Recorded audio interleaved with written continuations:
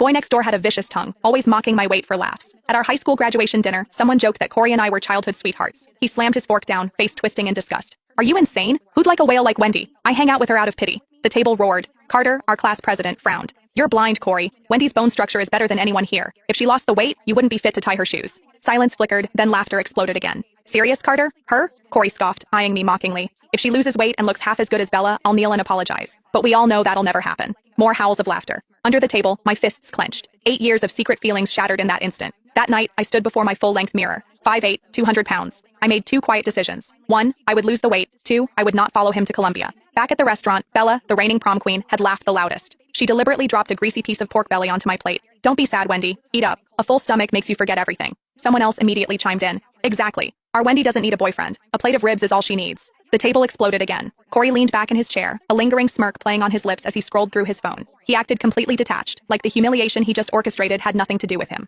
Carter shot him a dark look but chose not to start a fight. Meanwhile, Bella leaned over and whispered something directly into Corey's ear. Corey let out a low, husky chuckle. It wasn't loud, but in the chaotic room, I heard it perfectly. I set my chopsticks down on the ceramic rest. I'm heading out. Bella instantly plastered on a mask of fake concern. Wendy, please don't be mad. We were honestly just joking around. I ignored her completely. I grabbed my purse and walked toward the exit. As I passed Corey's chair, he didn't even bother to look up. He was too busy texting Bella. I stopped right beside him. Corey? He finally lifted his head, his eyes laced with heavy impatience. What? Every single word you said today. My voice was eerily quiet. One day, you are going to regret them. He raised an eyebrow, letting out a dismissive scoff. Me? Regret? I guarantee you I will never. I didn't stick around to hear the rest. I pushed the heavy restaurant doors open and walked out into the night. The street was suffocatingly quiet. My hands were shaking violently, but I refused to let a single tear fall. It wasn't that I didn't feel the pain. It was because it hurt so deeply that crying felt completely useless. My best friend Gemma chased after me, grabbing my wrist tightly. Wendy, I swear to God I will go back in there right now and dump a drink on his... Gemma. I cut her off, my voice raw and scraped hollow. Just walk with me. The amber streetlights stretched our shadows out across the pavement. We walked for a long time before I finally spoke again.